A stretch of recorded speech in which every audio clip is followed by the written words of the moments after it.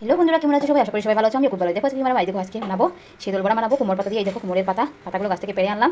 এটা আমার নিজের গাছের লাগানো কুমড়োর গাছের পাতা। দেখো এটা জলদি সিদ্ধ বসিয়ে দিয়েছি। আজকে শীতল বড়া বানাবো কুমড়োর পাতা দিয়ে। তোমরা দেখে থাকো বন্ধুরা ভিডিও। আমি সব কিছু রেডি করে নিই। দেখো জল ফুটে গেছে, পাতাগুলো সিদ্ধ হয়ে যাচ্ছে মোটামুটি।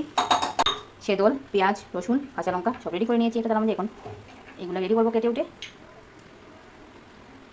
যে ফুটির শীতল না, এটা তেলের শীতল। ফুটির শীতল তো ভালোই, দুটো দিলেই হয়ে যায়। তেলের তাই একটু বেশি দিয়েছি, 5-6টা দিয়ে দিয়েছি। এদিকে দেখো পেঁয়াজ, কাঁচা লঙ্কা, রসুন সব কিছু কেটে নিলাম। আর ওইদিকে দেখো শীতল। এখন শীতলটা সেদ্ধ বসিয়ে দেবো কাটা ফেলার জন্য। কাটা থাকলে কাটা কাটা লাগে, খেতে ভালো লাগে না, তাই শীতলটা সেদ্ধ বসিয়ে দেবো ধুয়ে। শীতলটা সেদ্ধ বসিয়ে দিলাম, এখন সেদ্ধ হয়ে যাও, কাটাটা নিচে নামে যাবে। পাতাগুলো সেদ্ধ তো হয়ে গেছে, তাই নামিয়ে নিলাম।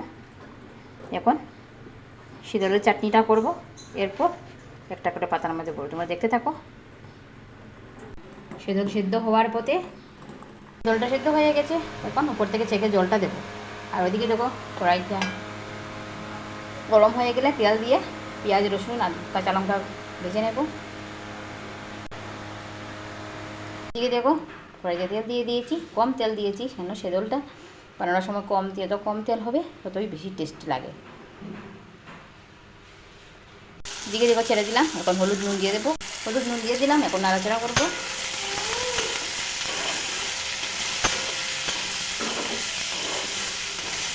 যখন পেঁয়াজটা ভাজা ভাজা হয়ে লাল লাল হয়ে যাবে, এরপর দেব সেদ্ধ করে রাখা শীতলের ঝোলটা।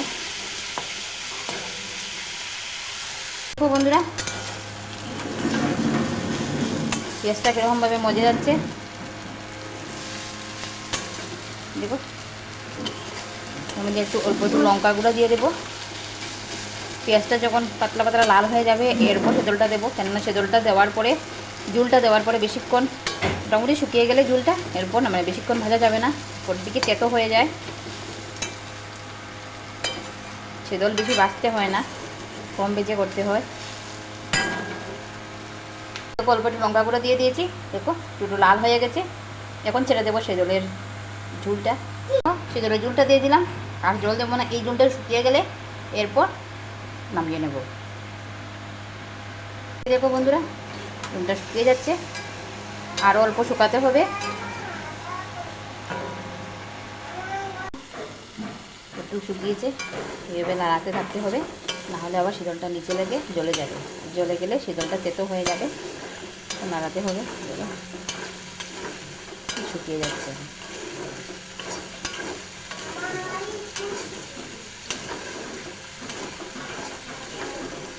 কন্টিনিউ নাড়াতে থাকতে হবে, আর না হলে চুলার আঁচটা কমিয়ে দিতে হবে। যেহেতু আমি তাড়াতাড়ি হওয়ার জন্য চুলার আঁচটা বাড়িয়ে দিয়েছি আর নাড়তে আছি।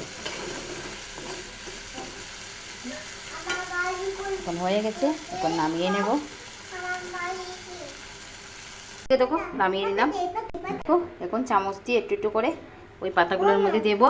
দেখবে দেখো পাতাগুলোর মধ্যে দিয়ে দিয়েছি। এখন পাতাটা এইভাবে ভাঁজ করে নেব। দেখো একটা বানিয়ে আমাদেরকে দেখাই, এইভাবে করে ভাঁজ করব, পরে সব রেডি করে নেব। এরপর বেসন চালের গুঁড়া দুটো দিয়ে বড়াটা বানাবো। এই যে দেখো একটা রেডি করে ভালো করে বন্ধ করতে হবে যাতে সেদলটা বের হয়ে না যায়। এইভাবে দেখো, এখন এটাকে এরকম উল্টিয়ে রাখবো। এইদিকে দেখো উল্টিয়ে রেখে এই যে দেখো এইভাবে আমি সব 3-4টা, 1টা 2টা 3টা 4টা 5টা বানিয়েছি। মানুষ কম আমার করে তাই 5টাই বানিয়েছি। এই দেখো এইভাবে তোমরা বানাবে। দেখো এখন ওইটার মধ্যে চালের গুঁড়া বেসন দিয়ে রাখবো, বড়াটা বানিয়ে নেব।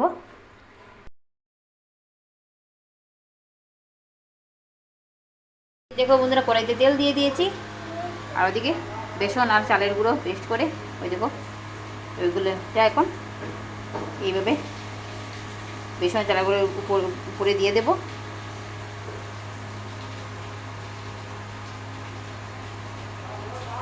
দেখো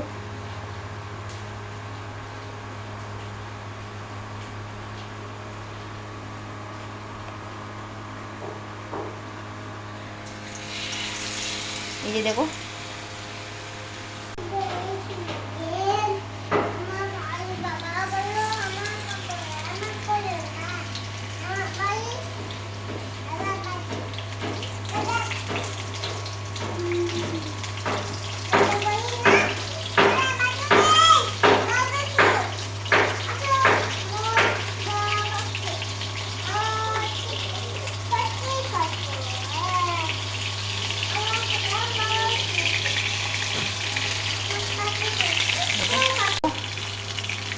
এখন উল্টিয়ে পাল্টিয়ে দিয়ে দেবো।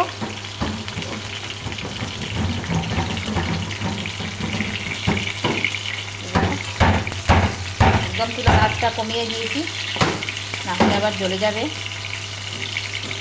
খুব দেখে শুনে বুঝে শুনে এটা বানাতে হয়, যদি টেস্টি হতে চায় তাহলে বুঝে শুনে বানাতে হয়। একদম চুলার আঁচ কমিয়ে। দেখো বন্ধুরা, হয়ে গেছে, কি সুন্দর লাল হয়ে গেছে। আর এটার সঙ্গে কি আছে জানো? এটার সঙ্গে দেখো পাতলা করে মসুর ডাল বানানো, মসুর ডাল বানিয়েছি, পাতলা করে মসুর ডাল। এই শীতল বড়ার সঙ্গে তোমরা এইভাবে বানিয়ে খাবে, খুব ভালো লাগবে খেতে, শীতল বড়া আর পাতলা করে মসুর ডাল দিয়ে। ওকে, আর আমার ভিডিওটা যদি ভালো লাগে থাকে লাইক শেয়ার কমেন্ট করে দিও প্লিজ। টাটা।